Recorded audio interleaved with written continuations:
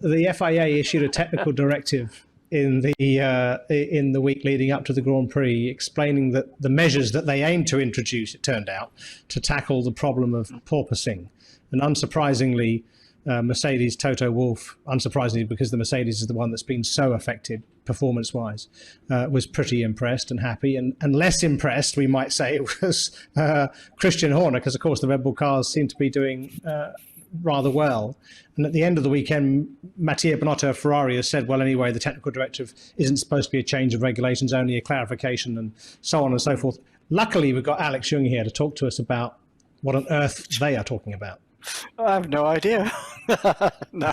I think they've just issued a directive that they are going to look into it. So first of all, they recognize, by saying that, they're recognizing that the porpoising is a safety issue, because they wouldn't take this action because they can only do these sort of changes unless they think it's a safety issue, because otherwise you need the agreement of majority of the teams.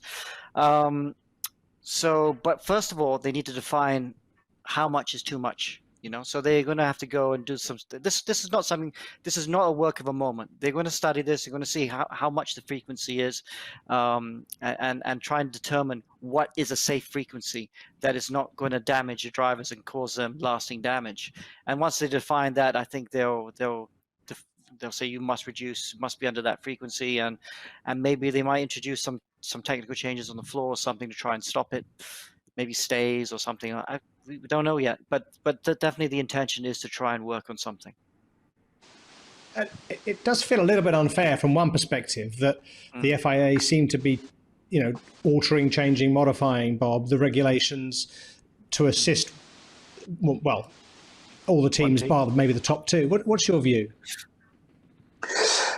It's got very, very complicated. Something has to be done, and it's very interesting that the teams are saying the FIA has to do it, rather than, well, actually the teams could do it themselves if they wanted to spare their drivers.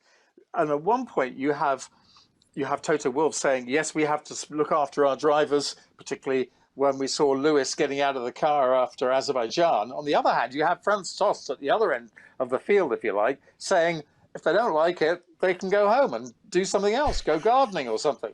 So you have two entirely different feelings about the whole thing. And then on top of this, you have the business of Mercedes actually arriving in Montreal with extra stays for the floor. Now, how did they know about that? How did they know about the technical directive? And it's now suggested that a lady who used to work for Mercedes and now works for the FIA might have had some sort of what can we say, role in tipping off Mercedes. But that's all supposition, but it's all part of the if you like, the plot of what's going on. There was angry words spoken in some meeting at Montreal. They're intending to have a hopefully quieter meeting again this week, later on in the week, and to discuss it. But something's got to be done, because it's not pleasant. It must be horrible for those guys. Even when we're riding on board with an onboard camera, we can just see their heads moving around. And when a driver literally cannot get out of the car or has difficulty getting out of the car and is absolutely wrecked at the end of a race, then you've got something has to be done. And if the team isn't going to do it because they lose performance by raising the ride height of the car, then the FIA has to step in, and unfortunately, it has to affect everybody.